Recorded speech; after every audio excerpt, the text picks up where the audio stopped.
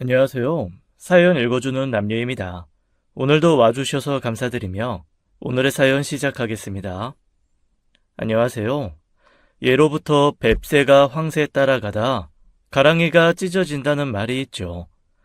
사람이 자기에게 주어진 분수에 맞게 자기 그릇에 맞게 살아야 탈이 안 나는 법이라는 뜻이겠죠.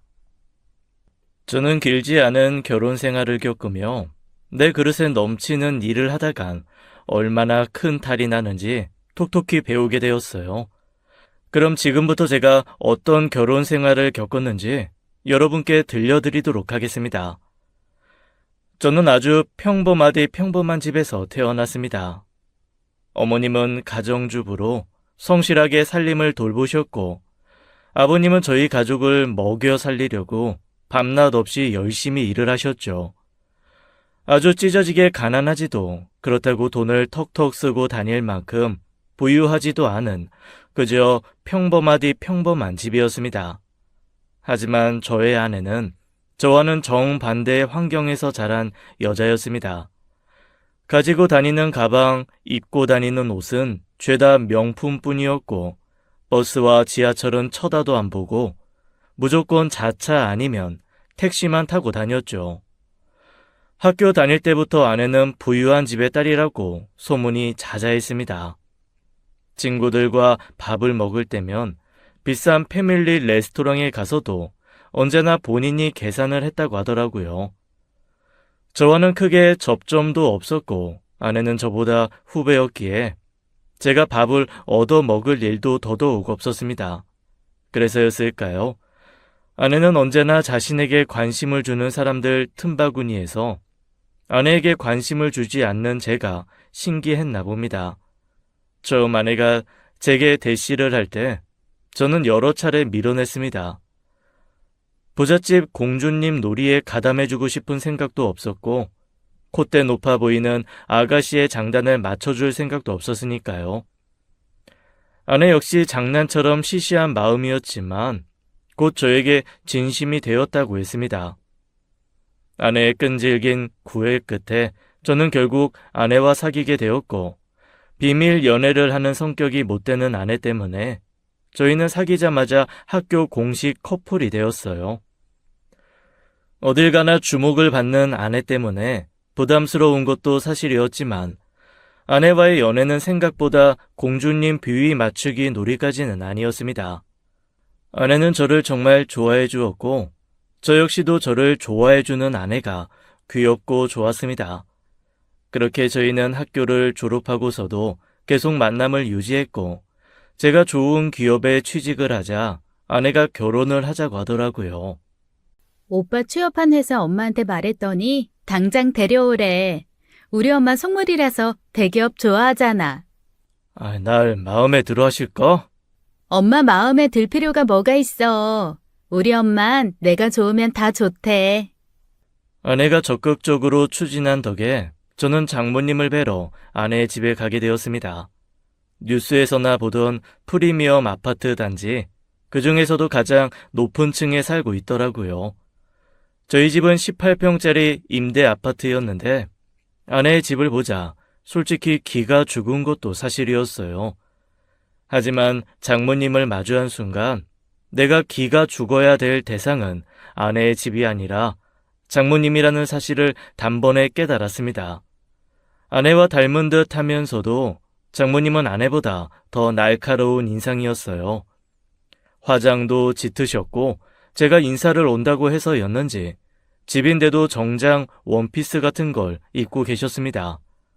안녕하세요. 처음 뵙겠습니다. 저 강준혁이라고 합니다. 얼굴은 반반하네. 들어와요. 처음엔 그냥 인상이 세신 분인 건가 했지만 이야기를 하면 할수록 저를 탐탁찮아 하신다는 걸 느낄 수 있었죠.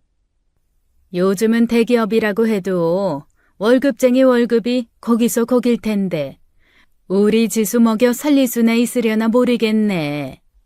미리 말하겠지만 나는 지수 돈 보고 결혼하는 놈들한테는 시집 안 보낼 거거든. 걱정 마십시오. 제가 지수 책임지고 열심히 먹여 살리겠습니다. 난 정말 걱정이야. 우리 지수는 일평생 고생이라고는 안 해보낸데 내가 잘 아는 회장님 아들이 있는데 원래는 그 아들이랑 엮어주려고 했거든. 그런데 굳이 자기가 사랑하는 사람 아니면 안 된대서 한번 얼굴이나 보자고 불렀네. 그래, 집은 장만해둔 건 있고? 아니요.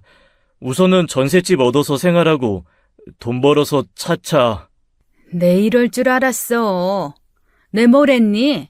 너 얘랑 결혼하면 그때부터 고생길 훤하게 열리는 거야. 정말 이 결혼이 하고 싶니? 내가 정말 사랑하는 사람이야. 난 오빠 아니면 결혼 안 해. 자네 설마 은근슬쩍 내가 집 해주길 바라는 건 아니겠지? 아닙니다. 저 절대 그런 생각 안 했습니다. 저희 회사에 신혼부부 전세대출 해주는 제도도 있고요. 그 돈에 제가 모은 적금 보태면 서울권의 전세 충분히 구할 수 있습니다. 장모님은 저와 대화하는 내내 아내가 이 결혼을 하지 않았으면 하는 내색을 숨기지 않았습니다. 솔직히 남자로서 자존심도 많이 상했지만 저 역시도 아내를 많이 사랑했고 놓치고 싶지 않았기에 딸 가진 어머님의 마음이겠거니 하고 넘어갔어요. 하지만 장모님의 물에는 상견례 장에서도 계속되었습니다. 듣자 하니 준혁군이 뭐 하나 준비해둔 게 없더라고요. 집도 절도 없는 집에 딸 시집 보내려니 제 마음이 영 그러네요. 예, 그러시죠. 아들놈 장가 보내는 거랑 딸 시집 보내는 거랑 마음이 천지 차이죠. 암만요. 내가 집을 해주고 싶어도 요즘은 워낙 도둑놈 같은 새끼들이 많아서 처갓돈 보고 눈 벌게져서 달려드는 애들이 많잖아요. 네? 아니, 대가드님이 그렇다는 게 아니라 요즘 풍토가 그렇다는 거죠. 그래서 저는 지수 결혼에 크게 보태고 싶지 않아요. 살다가 점점 정들고 이런 후에 물려주면 모를까. 예, 요즘 아이들 결혼이 다 그렇죠, 뭐. 우리 아들 녀석은 부모 품 진작에 벗어나서 저 알아서 사는 놈이라서 결혼하고도 잘 살 겁니다. 너무 걱정 마세요, 사부인. 저한테 그러는 건 얼마든지 참을 수 있었지만 제 부모님한테까지 무례를 범하는 걸 보니 솔직히 조금 화도 났긴 했지만 하지만 아내는 전혀 심각성을 느끼지 못하고 있더라고요. 우리 엄마는 그냥 내 걱정하신 건데 왜 그렇게 예민하게 받아들여? 아무리 그래도 우리 부모님 앞에서 도둑놈의 새끼가 뭐야? 내가 언제 니네 집 돈 탐낸 적 있어? 오빠한테 그런 게 아니라 그런 놈들이 많다 하고 스몰 토크 하신 거잖아. 왜? 오빠 진짜 우리 엄마가 집 해주길 바란 거야? 아니, 나 그런 생각 꿈에도 안 했어. 너랑 연애할 때 내가 언제 너 돈 바란 적 있었냐? 없었지. 그래서 오빠가 좋았던 거고. 결혼 준비 과정에서 장모님은 본격적으로 간섭을 하기 시작하셨어요. 브랜드샵에서 신혼부부 패키지로 구매하면 할인이 많이 된다길래 세탁기, 냉장고부터 각종 가전제품을 싹 결제하고 왔더니 장모님은 가전제품 리스트를 보시면서 한숨을 푹 쉬시더라고요. 아휴, 요즘 누가 이런 국산을 써? TV도 60인치가 뭐야. 우리 집은 85인치 쓰는데 이거 뭐 작아서 얼굴이나 보이겠어? 집이 크지 않아서요. 65인치만 돼도 충분합니다, 장모님. 그러니까 그 말을 하고 있는 걸세. 그리고 뭘 이렇게 많이 샀어? 돈도 없으면서 그 코딱지만한 집에 이걸 다 넣겠다고? 아이고, 아이고. 어쩔 수 없지. 그래도 집 귀엽고 좋아. 난 소꿉놀이 하는 것 같고 좋던데. 으이그 이거 사. 살아봐라. 저 좋다는 꽃노래도 하루 이틀이지. 솔직히 제가 구한 전셋집이요. 저희 회사에서 그렇게 멀지 않은 15평대 신축 빌라입니다. 버스 정류장도 가깝고 지하철도 멀지 않고요. 처가댁 오기도 버스 노선 하나면 30분이면 오고요.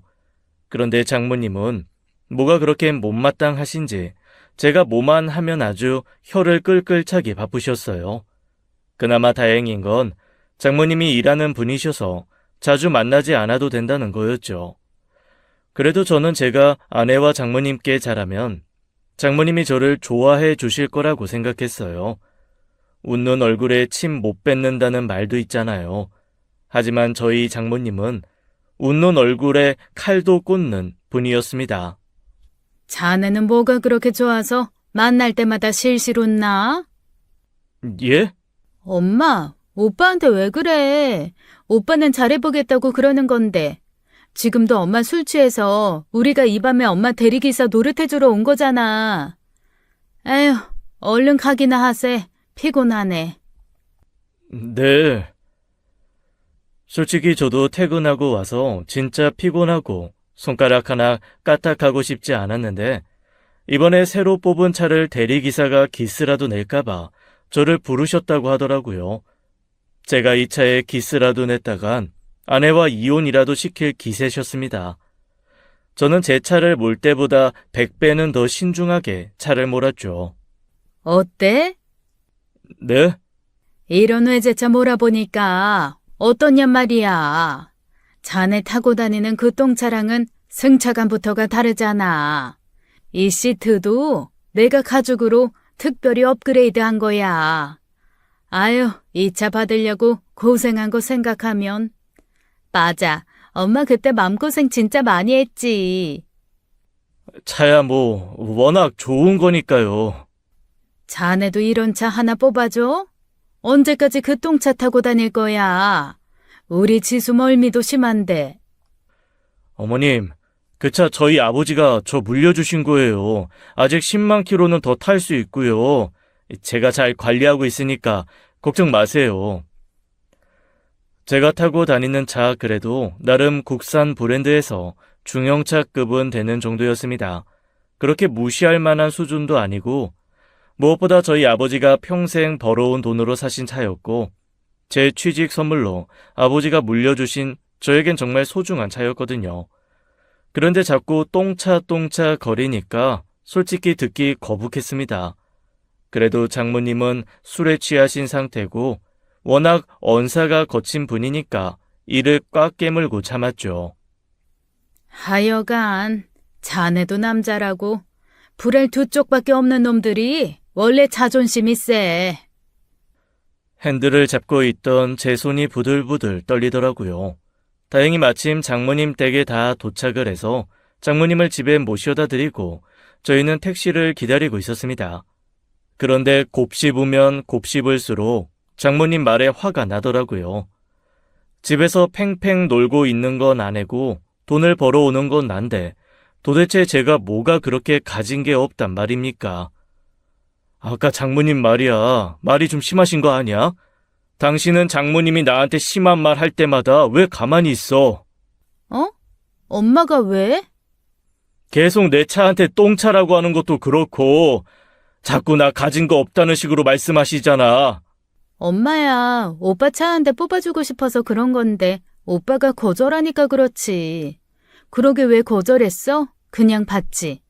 엄마가 모처럼 오빠한테 뭐 주겠다고 얘기한 건데. 아내는 장모님의 말이 뭐가 문제인지 도통 모르는 것 같았습니다. 자기한테 하는 말이 아니라 이렇게 무감각한 건지, 평생 그런 언사를 듣고 살아서 아무 생각이 없는 건지, 해맑게 웃는 아내한테 따져봤자 뭐 하겠나 싶어서 그날은 그러고 말았죠. 그런데 며칠 뒤 퇴근하고 집에 들어오니 장모님이 저희 집에 계시는 게 아니겠어요? 오빠 왔어? 지금 뭐해? 그런데 그냥 계시는 게 아니라 통장이며 서류며 뭔가 잔뜩 꺼내져 있더라고요. 뭔가 싶어서 봤더니 제 월급 통장과 명세서였습니다. 아니, 이걸 왜 보고 계세요? 내 딸 남편이 얼마를 벌고 사는지 내가 알아야지. 아니 근데 세상에 자네는 지금 나이가 몇인데 제대로 재테크도 하는 게 없어? 요즘 주식은 기본으로 다 한다던데. 그런 거 안 해? 코인도 안 하고? 저는 그냥 적금만 그래도 월급은 제 개인 정보인데. 월급이 무슨 개인정보야? 자네 다니는 회사 직원들 연봉 얼만지 검색하면 다 나오는 시대인데. 아니 근데 자네 월급이 이게 뭐야? 요즘 대기업도 별 볼 일 없나 봐. 세상에, 내가 받는 한 달 월세들보다 적네? 이걸로 둘이 어떻게 먹고 살아? 오빠가 적금 많이 한다고 생활비 더 줄였어. 그렇지 않아도. 여기서 줄이면 밥에 간장만 먹고 사는 거야? 세상에, 어쩐지 우리 지수 얼굴이 반쪽이 됐더라. 저는 식탁 위에 펼쳐진 제 통장과 명세서들을 정리했습니다. 장모님, 이건 좀 아닌 것 같습니다. 저희 부모님도 제 월급 명세서 보겠다고 말씀 한 번도 안 하셨어요. 그런데 제 허락도 없이 지수랑 둘이 솔직히 기분이 좀 그렇네요. 자네 이럴 줄은 알았지만 정말 있는 거라곤 자존심밖에 없는 놈이구만. 지금 나한테 월급 까발려진 건 창피하고 남자가 이 정도 벌어오는 건 안 창피한가?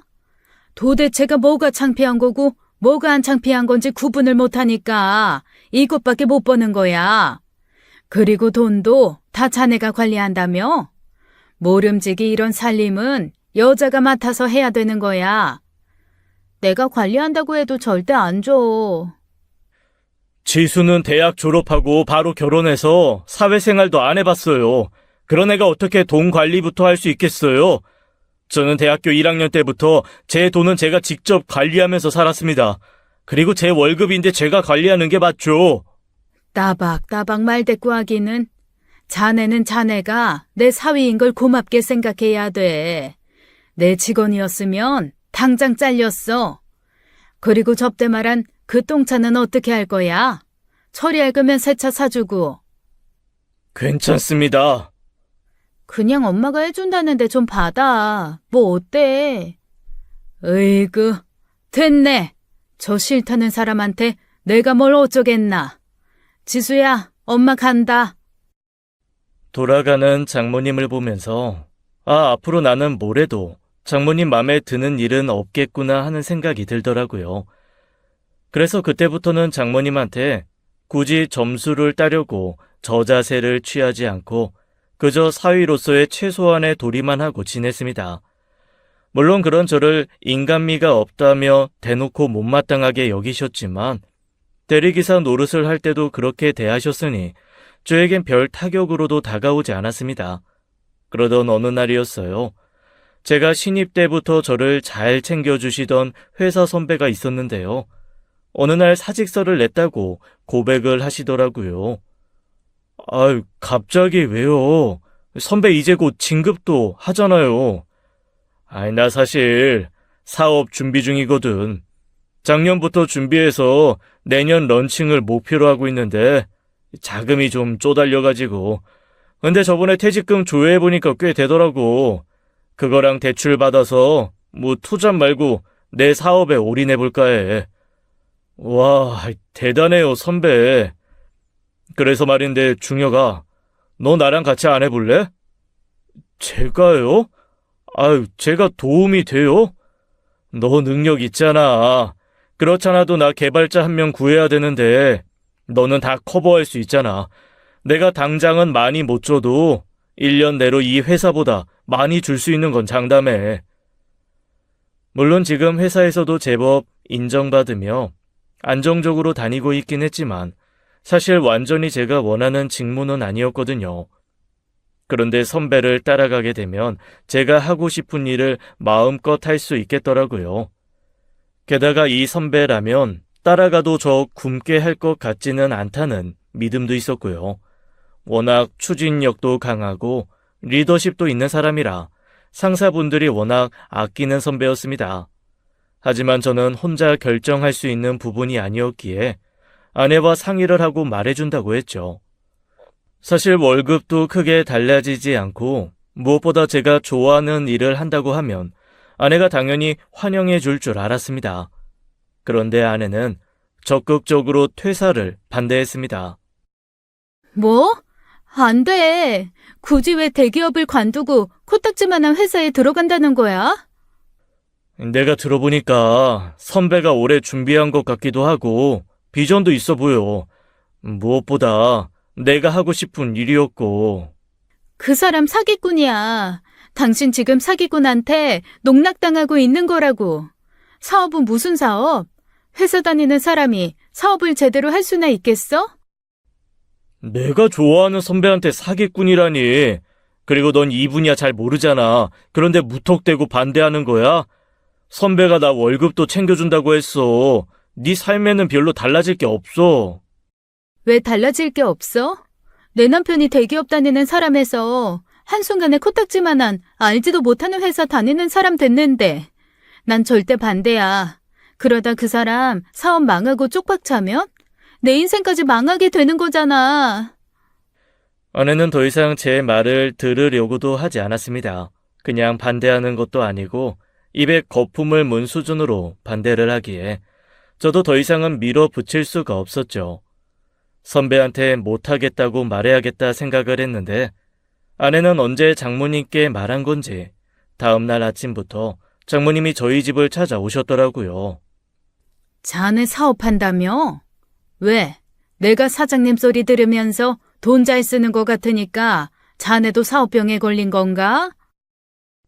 네? 아니요, 장모님. 제가 사업을 한다는 게 아니라요. 선배가 하는 사업에 제가 들어가는 거예요. 그게 그거지. 그리고 자네, 얘가 아무것도 모른다고 무시까지 했다며? 살다 원, 가진 거 쥐뿔도 없는 놈. 그래도 사랑이랍시고 결혼시켜줬더니 내 딸을 무시해? 요즘 같은 세상에 무슨 사업이야? 그러다 쫄딱 말아먹으면 나한테 빌붙으려고? 장모님, 말씀이 너무 지나치신 거 아니에요? 그리고 저 지수 무시한 적 없어요. 지수가 제가 하는 일이 뭔지 알려고도 하지 않고 반대하니까 했던 말이고요. 선배가 하는 사업 전망도 있고 제가 잘할 자신 있어서 그랬습니다. 두 모녀가 저에게 쌍심지를 켜고 반대를 하니 솔직히 반항심도 피어올랐습니다. 버젓이 잘 해내 보이고 싶었죠. 그래서 저는 평일에는 회사를 다니고 주말에 선배를 돕는 식으로 투잡을 하기로 결심했습니다. 우선은 제가 회사를 그만두지 않는다니 아내도 한 발 물러났고요. 아유, 나야 고마운데 너 괜찮겠냐? 회사도 곧 프로젝트 들어가서 바쁠 텐데. 아이, 절대 선배한테 해 안 끼치게 잘할게요. 장모님까지 눈에 불을 켜고 반대하는데 솔직히 두 사람 내가 무슨 일 하는지 알지도 못하고 관심도 없으면서 이러니까 짜증나잖아요. 그러게. 아유, 네 장모님 보통 아니어 보이던데. 나 너 결혼식 때 보고 깜짝 놀랐잖아. 요즘 딸 결혼식에 누가 그렇게 화장을 진하게 하냐? 뭐 여자가 사업하면서 힘든 일이 많으니까 드세졌겠지 하고 넘어가요. 하긴 그 나이에 그렇게 사업 벌이면서 하기 쉽지 않겠지. 뭐 아무튼 준혁아 고맙다. 나 진짜 열심히 할게. 저도 선배한테 누 안 끼치고 열심히 할게요. 저는 그렇게 평일에는 회사 일에 매진하고 주말에는 선배 일을 서포트하는 투잡 일상을 보내게 되었습니다. 게다가 회사 일도 바빠져서 평일에는 야근도 잦아졌죠. 솔직히 힘들지 않다면 거짓말이겠지만 제가 하고 싶은 일을 마음껏 하니 힘든 줄도 모르고 살았습니다. 아내는 처음엔 회사를 그만두지 않는다는 것에 만족하는 것 같았지만 제가 평일이고 주말이고 일에 치여 사니 점점 불만이 터져 나왔습니다. 또 일이야? 도대체 언제까지 이렇게 살 거야? 당신 그거 일 중독이야. 이러려고 결혼했어? 우리 데이트 같은 데이트한 지가 언젠 줄이나 알아? 이게 무슨 결혼이야. 내가 혼자 사는 것도 아니고 남편도 있는데 왜 주말마다 혼자 있어야 하냐고. 그래도 회사 프로젝트 끝나면 휴가 좀 받을 수 있으니까 그때 우리 어디 잠깐이라도 놀러 가자. 이게 다 그 선배 때문이잖아. 야, 솔직히 말은 바로 하자. 너나 어머님이 반대 안 하셨으면 평일엔 선배 회사에서 일하고 주말엔 너랑 놀았겠지. 그리고 내가 투잡하면서 우리 살림 나아진 것도 사실이잖아. 아니, 내가 미안하다고 지난주에 가방도 사줬고. 아내는 반박할 말이 없었는지 입을 대빨 내밀고는 안방으로 들어가 문을 쾅 닫더라고요. 솔직히 저런 때를 쓰는 것도 하루 이틀이지. 다 큰 어른이 지 맘에 안 들면 툭하면 싸우고 툭하면 울고, 아내는 결혼 후에도 애 같은 모습에서 크게 변하는 게 없었습니다. 아내의 투정을 다 받아주기가 싫어서 일부러 더 나가서 일하는 것도 사실이었어요. 그렇게 제 몸을 갈아서 1년 정도 주 7일 일을 하며 지내다 보니 통장에 쌓이는 돈도 돈이었고, 무엇보다 선배의 사업이 본격적으로 상승 가도를 달리고 있었습니다. 사업을 런칭하자마자 매출도 유의미하게 올랐고요. 이 정도면 회사를 그만두고 선배 사업에 올인해도 괜찮겠다 싶었죠. 저는 이번에는 미리 상의하지 않고 선사직서 제출 후 아내에게 통보를 했죠. 나 이번 달까지만 회사 다니고 다음 달부터는 선배 회사에 올인하기도 했어. 뭐? 기어이 회사를 그만둔다고? 당신도 나랑 같이 시간 보내고 싶은 거 아니야? 아유, 솔직히 나도 이제 주 7일은 힘들어. 그리고 우리 회사도 요즘 사정 그렇게 좋지 않고 우리 팀에서 벌써 2명이 나갔어. 나도 그 꼴 당하기 전에 미리 나가는 거야. 그리고 선배가 나 이사 직함도 달아준대. 스톡 옵션도 나눠주고. 이제 더 좋아질 일만 남았어.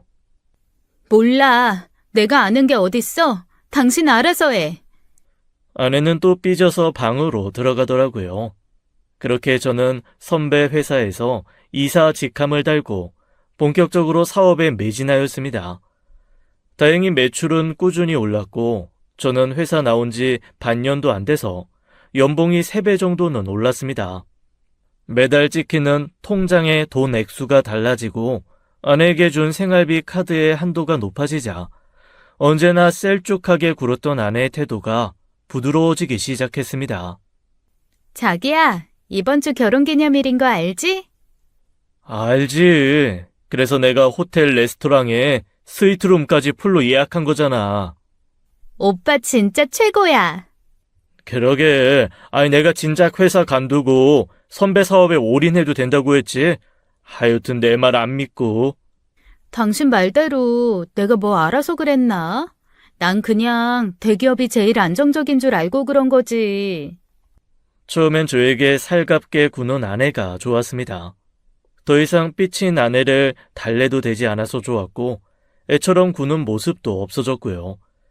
그런데 제가 그 어떤 행동을 해도 마음에 들어하지 않던 장모님의 태도가 달라졌습니다. 아이고, 우리 사위 왔는가? 요즘 왜 이렇게 얼굴 보기가 힘들어? 회사가 많이 바빠서요. 그래서 내가 장어랑 소고기 사놨네. 얼른 앉아. 예전엔 장모님 집에서 밥 한 끼 먹으려면 불판을 꺼내는 것도 제가, 고기를 굽는 것도 제가, 뒷정리를 하고 치우는 것도 다 제가 했거든요. 그런데 지금은 저만 가만히 앉아있고 일하시는 이모님과 장모님, 아내까지 저 하나 먹이려고 분주하게 움직이는 모습이 부담스러우면서도 황당하기까지 했습니다. 내가 돈을 잘 벌어서 저렇게 달라지는 건가 싶은 생각도 들고요. 내가 요즘 바깥에서 사위 자랑하는 맛에 살잖아. 자네가 아는 그 어플 말이야.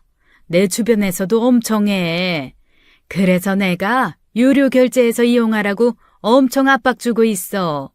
이렇게 능력 있는 사위를 다 보고 내가 복이 많아. 그렇게 생각해 주셔서 감사합니다. 이제 슬슬 아기도 가져야 할 텐데 말이야. 결혼한 지 벌써 몇 년인데 애가 없어. 오빠가 너무 바빠서 그렇지.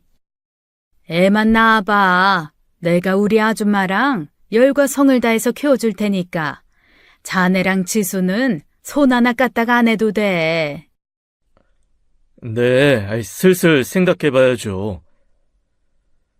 장모님이 저한테 저렇게 웃어줄 줄도 아는 분이구나 싶은 생각이 들더라고요. 솔직히 저도 사람인지라 이제라도 예쁨을 받아서 다행이다 싶은 생각보다는 그동안 나한테 모질게 군 이유가 고작 돈이라는 것에 기분이 상했습니다. 게다가 아내는 저의 이런 마음도 모르고 제가 부모님께 선물을 사드릴 때면 은근히 장모님에게도 사주기를 원하는 것 같았어요. 우리 엄마도 홍삼 좋아하는데 살 때 같이 사지. 장모님은 선물 많이 받으시잖아. 뭐 저번에도 집에 가니까 홍삼이 종류별로 쌓여 있던데. 남들한테 받는 거랑 사위한테 받는 게 같아? 다르지. 알겠어. 다음에는 같이 살게. 아내의 성화에 못 이겨 백화점에서 소고기 세트를 사들고 장모님 집에 방문한 어느 주말이었어요. 여느 때처럼 잘 대접받고 거실에서 과일을 깎아 먹고 있었죠. 화장실에 다녀오던 저는 협탁 위에 올려진 서류들이 문득 눈에 들어왔습니다. 서류들은 위협적인 빨간 글씨로 압류 경고장, 신용불량 통보서, 대출 독촉장 이런 말들이 한가득 쓰여 있었어요. 장모님과 아내는 드라마에 정신이 팔려 있었을 때라 얼른 서류들을 살펴봤죠. 경고장과 독촉장들은 모두 장모님의 명의였습니다. 저는 슬쩍 담배를 피러 나가는 척 한 번도 들어가 보지 않았지만 언제나 문이 닫혀있던 현관 옆 작은 방문을 열어봤어요. 그랬더니 세상에 그 안에는 빨간 딱지 붙은 물건들이 발 디딜 틈 없이 쌓여 있더라고요. 장모님께 뭔가 일이 벌어지고 있다고 생각한 저는 이러면 안 되는 걸 알았지만 장모님 댁에 등기부 등본을 떼봤습니다.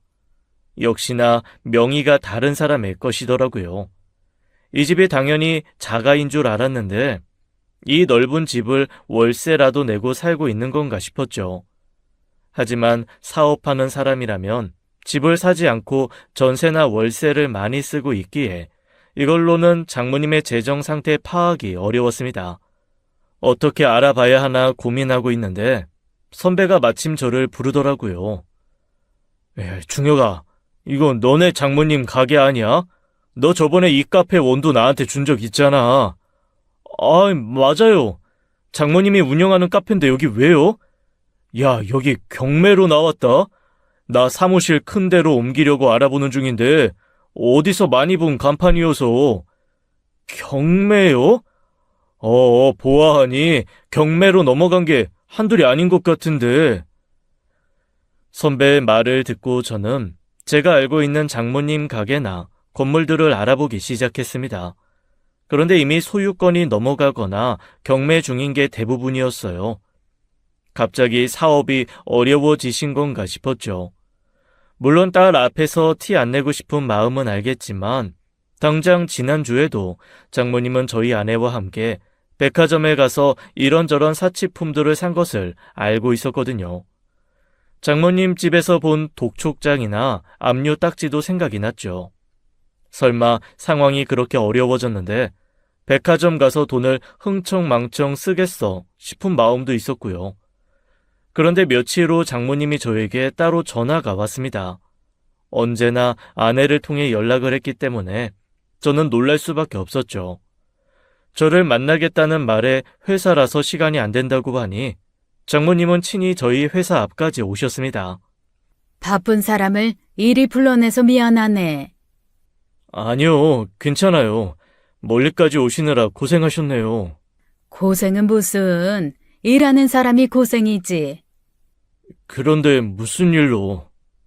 저기 사위, 아니, 준혁아, 내가 부탁이 있어서 내가 며칠을 생각해보고 망설여봐도 지금 나한테 이 부탁 들어줄 사람 준혁이밖에 없어서. 무슨 일이신데요? 자네 혹시 돈 좀 가진 거 있나? 듣자하니 이 회사 주식도 좀 가지고 있다며. 순간 저는 제 귀를 의심할 수밖에 없었어요. 제 앞에서 늘 콧대 높게 굴던 양반이 저에게 돈을 꾸려 하다니요. 솔직히 말하면 속으로 쾌감마저 느껴지더군요. 드디어 기회가 왔구나 싶은 마음도 들었고요.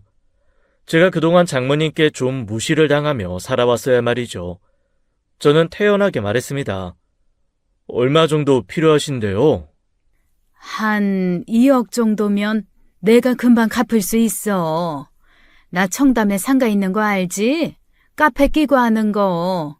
그거 곧 팔릴 거라서 그것만 팔리면 한 달 안에 갚을 수 있어.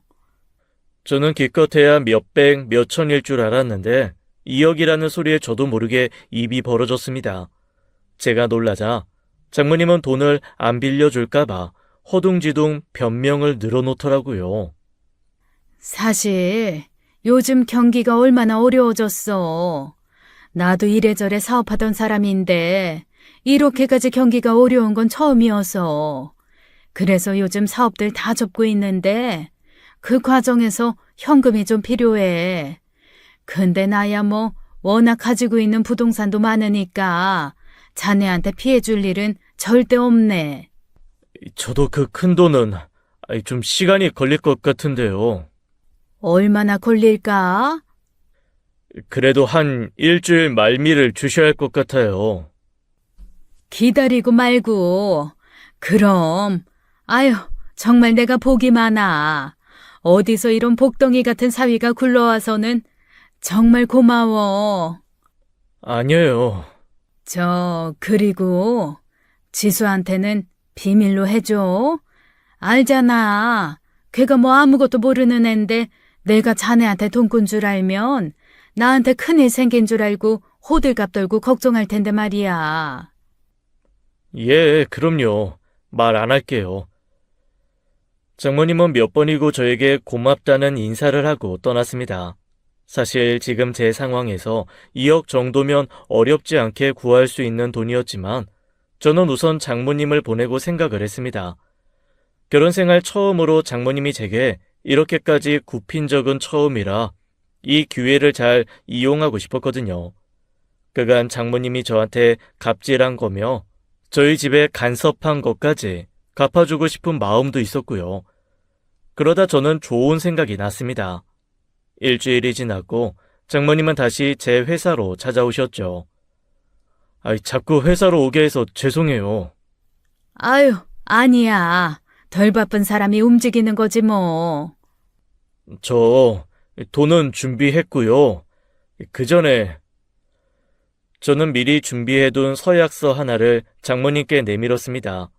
그 서약서는 이 돈을 받는 대신 우리 부부 일에 일절 간섭하지 않고 저와 제 부모님께 무례한 언행을 하지 않고 저희 집을 방문할 때는 반드시 사전 허락을 받아야 하고 경제적인 부분에 있어서 비난이나 간섭을 하지 않겠다는 내용의 서약서였습니다. 서약서를 받자마자 방금까지만 해도 비굴한 표정으로 웃고 있던 장모님의 표정이 일그러졌어요. 자네, 지금 이게 뭔가?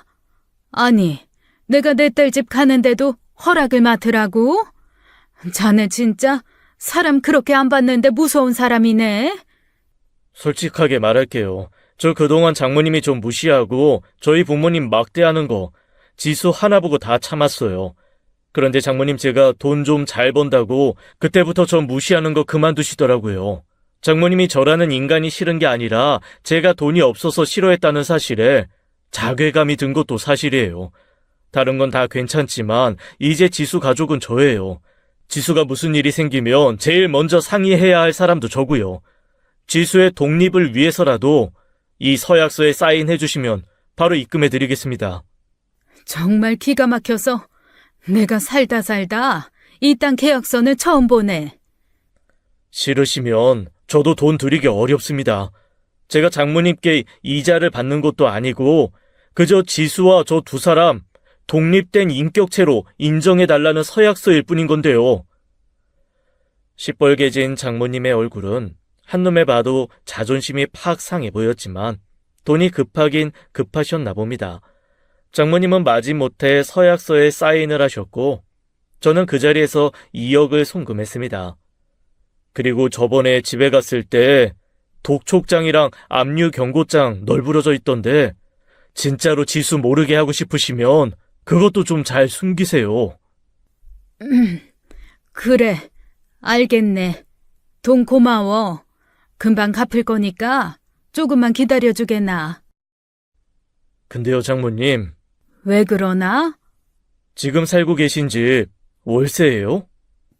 자네가 그걸 어떻게?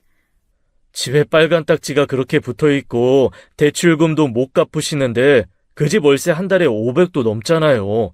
그 정도면 그냥 이사를 가시고 지출을 줄이세요. 그리고 지난주에 지수랑 백화점도 가셨으면서 그 돈은 다 어디서 나신 거예요? 지수 모르게 하는 것도 중요하지만 지금은 빚 갚는 게 우선 아닌가요? 자네가 나한테 돈을 꿔줬다고 해서 내 개인 사생활까지 침해할 권리는 없지 않나? 내가 알아서 하겠네. 몇 년 전에 내 월급 명세서 살펴보던 건 영 기억을 못 하시는지 장모님은 저의 훈수에 기분 나빠하며 집으로 돌아가셨습니다. 솔직히 제 아내의 엄마라는 사람에게 이렇게까지 해야 하나 싶었지만 그동안 제가 당한 게 얼만데요. 어른에게 이러면 안 된다 싶으면서도 속이 아주 통쾌했습니다. 장모님의 말을 믿은 건 아니지만 한 달이 지나도 두 달이 지나도 장모님은 제게 돈을 갚을 생각을 하지 않으셨어요. 오히려 저에게 급하게 이자나 월세를 내야 한다며 몇백씩 더 꿔가셨죠. 처음 서약서를 받고 기분 나빠하던 모습은 어디로 갔는지 이젠 저에게 아주 당당하게 비굴한 모습으로 돈 얘기를 쉽게 하셨습니다. 강서방 덕에 요즘 내가 목숨 부지하고 살아. 다른 건 괜찮으니까 저번에 2억만 갚아주세요. 저도 그거 써야 해서. 건물이 생각보다 처분이 늦게 되네. 조금만 기다려줘. 그리고 다른 돈을 왜 안 받아? 내가 이자까지 톡톡해져서 다 갚을 거야. 걱정하지 마. 사실 그 2억도 저는 어느 정도는 포기하고 있었습니다. 장모님의 자금 사정은 날마다 나빠졌고 나아질 기미가 보이지 않았으니까요. 그러던 어느 날이었어요. 모처럼 일찍 퇴근을 해서 집에 들어갔는데 제가 들어오는 소리를 못 들었는지 거실에서 장모님과 아내가 이야기 중이더라고요. 내가 정말 서러워서 지수 너도 알잖니.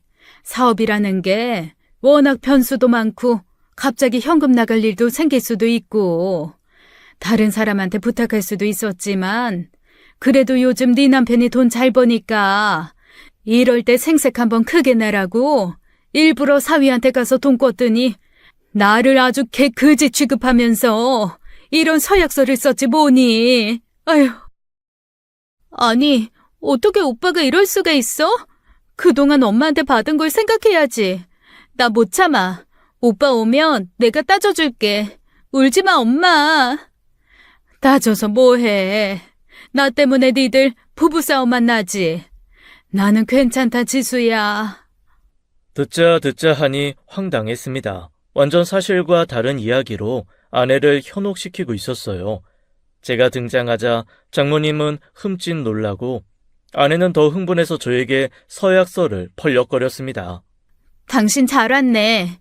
대체 이게 뭐야? 어떻게 엄마한테 이따위 계약서를 쓰게 해? 엄마가 언제 우리한테 간섭했어? 엄마는 다 나랑 오빠랑 잘 살라고 그러는 건데 어떻게 오빠가 엄마한테 이래? 인내의 끈이 끊어지는 순간이 참 별거 아니더라고요. 평소 같았으면 따박따박 장모님이 이래서 내가 이랬다라며 아내에게 설명을 했겠지만 결혼한 지 몇 년이 되었는데도 아직도 자기 엄마 편에 서서 저에게 나를 세우는 아내를 보며 저는 이 결혼 생활을 마무리 지어야겠다는 결심이 있었습니다.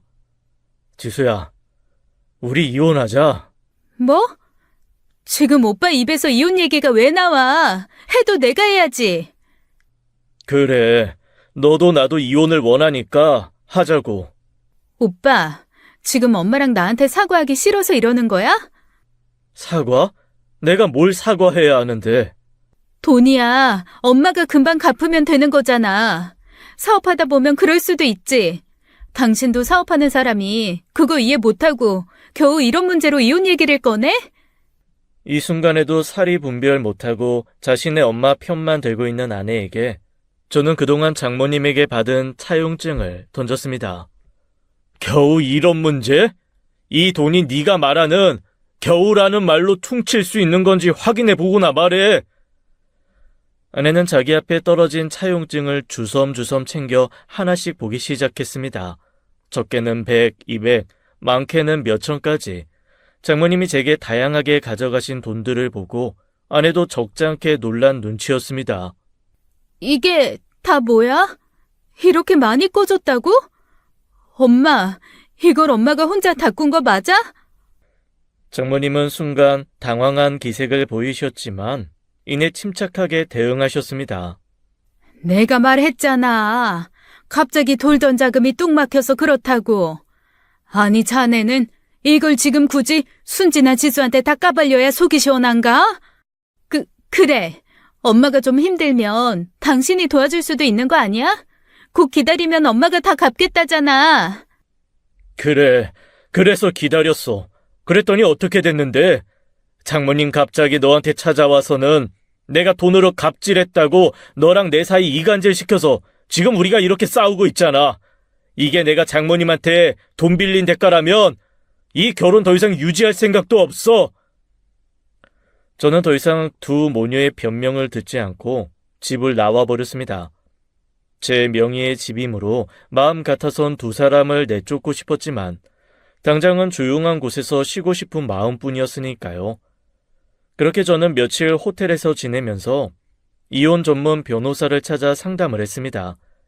그리고 아내에게 이혼 소장을 보냈죠. 그랬더니 장모님에게 바로 전화가 오더라고요. 자네 정말 1억인가? 그날은 내가 뭐에 씌어서 아니 내가 기분이 좀 안 좋아서 말이 막 나와가지고 그랬지만 내가 지수한테 다시 잘 설명했어. 자네는 잘못 없고 다 내 잘못이라고 말이야. 장모님 잘못이죠. 그래, 다 내 잘못이니까 제발 한 번만 더 기회를 줘. 응? 돈은 내가 무슨 일이 있어도 한 달, 아니 2달 안에 싹 다 갚을게. 자네가 이렇게 지수를 버리면 우리 지수는 어떻게 살아? 나는 어떻게 살고? 이혼 소송 과정에서 장모님이 제 돈 계속 안 갚으면 지수는 점점 더 불리해질 거예요. 그러니까 빠른 시일 내에 다 갚으세요. 이혼 소장을 보내고 저는 간단히 짐을 챙기기 위해 며칠 만에 집에 들어갔습니다. 그런데 아내가 저를 보자마자 달려들어서는 저를 마구잡이로 때리기 시작했어요. 다 너 때문이야. 다 너 때문이라고. 이제 어떡할 거야? 우리 엄마 연락도 안 되고 집에도 사무실에도 어디에도 없어. 너 때문에 우리 엄마 사라졌다고. 이제 어떡할 거야? 장모님이 사라졌다니 그게 무슨 말이야? 집은 월세 못 내서 보증금 다 깎여서 계약도 종료됐고 집에 있던 짐들은 모조리 압류돼서 뺏기고 엄마만 증발한 것처럼 사라졌다고. 전화도 안 받고 엄마 친구들도 엄마가 어디 있는지 모른대. 다 당신 때문이야. 당신 때문에 우리 엄마가... 내 탓? 니네 엄마가 잠수 탄 게 왜 내 탓이야? 빚쟁이들 피해서 도망갔나 보지. 엄마가 그렇게까지 빚이 많은 줄 몰랐어. 나만 바보같이 아무것도 몰랐어. 당신한테 그렇게 큰 돈을 꾸고 있었던 것도, 엄마 사업이 어려워졌던 것도, 그것도 모르고 난 맨날 엄마한테 투정만 부리고. 넌 이 순간에도 네 엄마 걱정을 하니? 이혼하고 혼자 살 네 걱정이나 해. 아내에게 모진 말을 내뱉긴 했지만 그래도 같이 산 정이 있었으니 아내가 안타까운 것도 사실이었습니다. 아나무인 아무것도 모르는 공주님처럼 자란 것도 장모님이 그렇게 키운 탓이니까요. 그래서 말은 그렇게 해도 장모님이 제게 꿨던 돈은 안 받고 그저 깨끗하게 합의 이혼으로 끝낼 생각이었습니다. 엄마, 괜찮아? 어디야? 왜 이렇게 연락이 안 됐어? 나 지금 이혼 소송하러 왔어. 준혁 씨가 엄마 돈 안 받겠대. 당연하지. 엄마 어디 있는지 절대 말 안 했어. 엄마, 밥은 잘 먹고 있어? 계속 거기 있을 거야? 나도 이번 소송 끝나고 나면 엄마 따라 부산 내려갈게. 저와 이혼 소송 진행 중에 아내가 갑자기 화들짝 놀라며 전화를 받으러 가더라고요. 그래서 몰래 따라 나가봤더니 아내는 이미 도피 중인 장모님과 몰래 연락을 하고 있었습니다. 아무리 이혼하는 처지라지만 어떻게 끝까지 내 생각은 요만큼도 안 하고 자기 엄마만 생각하는 건지 이기적인 두 모녀의 행태에 저는 머리가 지끈거렸습니다. 아내의 뒤에서 폰을 빼앗자 아내는 마치 저승사자를 만난 것처럼 화들짝 놀라더라고요. 잘 도망 다녀 보세요. 지구 끝까지 쫓아가서 어떻게 해서든지 장모님한테 그 돈 다 받아낼 거니까요. 아내는 제가 일방적으로 전화를 끊자 제 눈치를 보기 시작했습니다. 오빠, 그게 아니라 나도 엄마랑 연락한 지 진짜 얼마 안 됐어. 얘기하려고 했는데 오빠가 엄마 돈도 안 받겠다고 하고 엄마는 오빠 말고도 갚을 돈이 너무 많아서 그래서 그랬어. 미안해. 저는 혹시 몰라 장모님과 연락하고 있는 아내의 폰을 가져갔습니다. 아내에겐 새 폰을 하나 사줬고요. 다시 전화해보니 장모님은 이미 아내와 연락하던 번호를 없앴더라고요. 마음 같아선 제가 조사를 하고 싶었지만 사업을 확장하는 과정에서 회사도 몹시 바빴던지라 저는 결국 흥신소에 핸드폰을 가져다주며 의뢰를 하게 되었습니다. 돈이 좋긴 좋더라고요. 따블을 부르니 제 일을 최우선으로 해결해준 흥신소 덕에 저는 보름도 안 돼서 장모님의 소재지를 파악했습니다. 부산에 있다던 장모님은 그새 강원도 쪽으로 올라와 있더라고요. 아직도 정신을 못 차린 건지 원래 그렇게 미친 사람인 건지 장모님은 빚 독촉으로 도망다니는 신세면서 도박하우스를 전전하며 살고 있었습니다. 저는 선배에게 사정을 설명하고 회사를 이틀 정도 빼고 장모님을 찾아갔어요. 화투를 치다가 저를 발견한 장모님은 이제 놀라지도 않았습니다. 다들 인사해. 우리 사위야.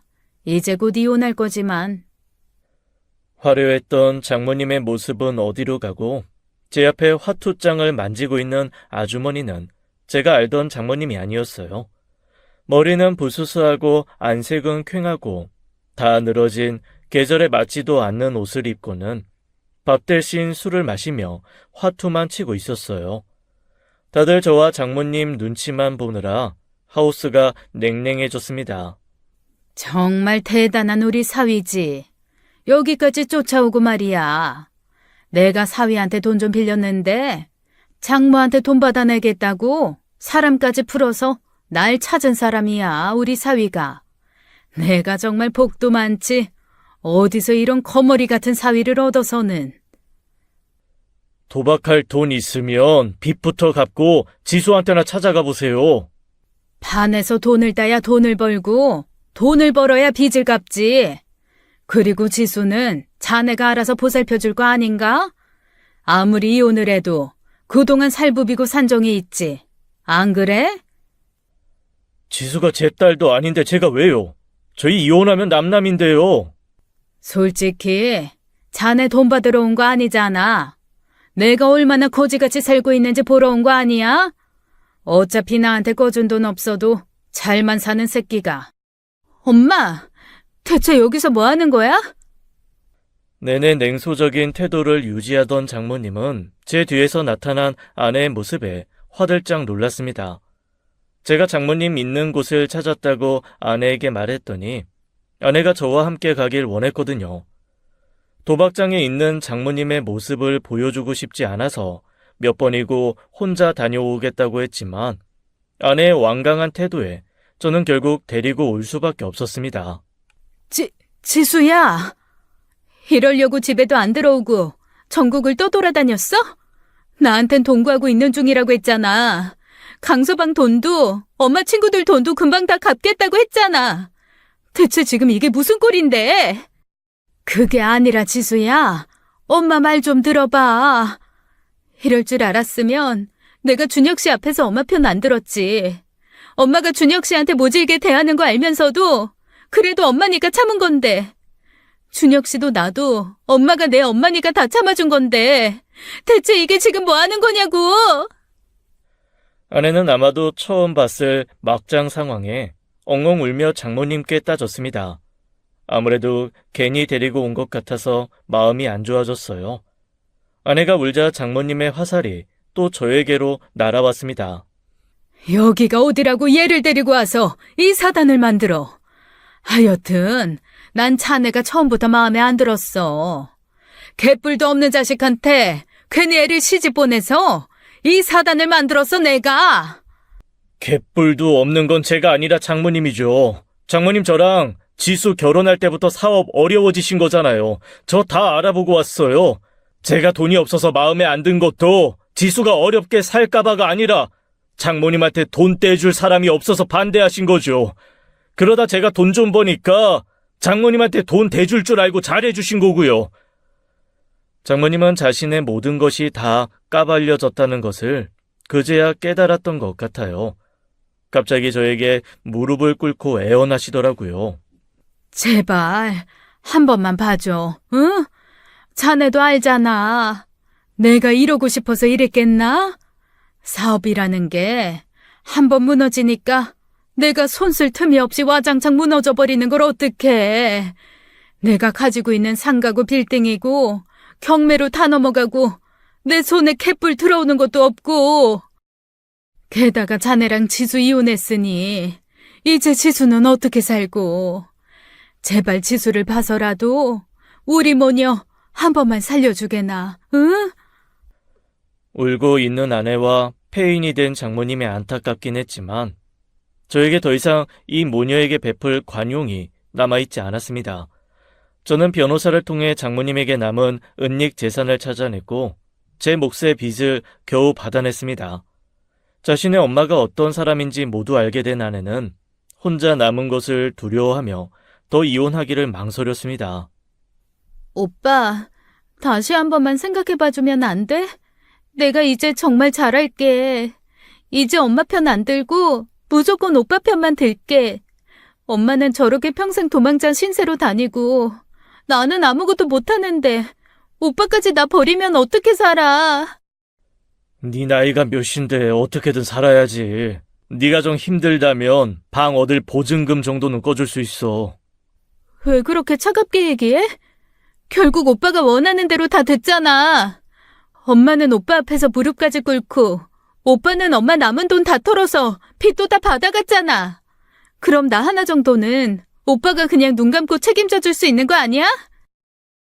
나 장모님한테 거지 취급받고 머슴 취급받을 때 네가 뭐라 그랬어?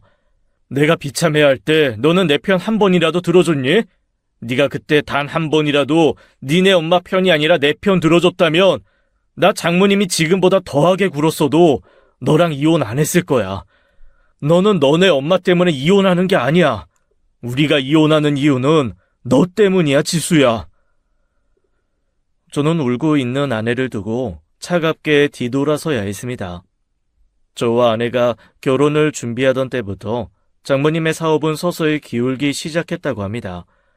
그때라도 사업체를 정리하고 집도 작은 걸로 옮기면서 빚을 정리했더라면 장모님의 빚이 이렇게 눈덩이처럼 불어나는 일도 없었겠더라고요. 하지만 이미 허영심에 잔뜩 물든 장모님은 딸과 누리는 사치스러운 생활에 익숙해졌고 점점 커져가는 빚을 외면하면서 빚에 빚을 만들어가며 사치스러운 생활을 이어왔던 겁니다. 자신의 소유의 집이 다른 사람에게 넘어가는 걸 볼 수가 없어서 월세로라도 그 집에 계속 살게 된 것도 그런 이유에서였고요. 아내는 한결같이 사치스러운 자신의 엄마 덕분에 엄마가 얼마나 망가져 가는지도 모르고 살았고요. 그야말로 뱁새가 황새에 따라가려다가 가랑이가 찢어진 경우라고 할 수 있겠죠. 그때 장모님이 제게 돈이 없다고 구박하는 대신 상황이 이런데 어떻게 해결하면 좋겠냐고 자문을 구했더라면 제가 이렇게 이혼하는 일이 없었을까 하는 생각이 들었습니다. 저는 이혼하고 회사 근처에 작은 아파트를 얻어 혼자 살고 있습니다. 당분간은 연애나 결혼 같은 건 지긋지긋해서 생각도 안 나겠더라고요. 그저 일에만 몰두하며 살고 있습니다. 건너서 듣기로는 장모님은 여전히 수많은 빚을 해결하지 못하고 여기저기 쫓기며 살고 있고 아내는 제게 보증금을 빌려가서는 어디 지방에 가서 취직을 했단 얘기를 들었습니다. 그리고 아내는 제게 빌린 보증금을 매달 10만 원, 20만 원 돈으로 갚고 있고요. 이 채무 관계가 끝나면 저와 아내는 정말로 끝이 나겠죠. 제 결혼 생활이 이렇게 허무하게 끝난다고 생각하니 씁쓸하기만 했습니다. 저의 길고도 짧은 이혼 이야기 들어주신 여러분 모두 감사했습니다. 지금까지 사연 읽어주는 남녀였습니다. 끝까지 함께 해주신 여러분 감사드리며 저희는 다음 사연으로 돌아올게요. 감사합니다.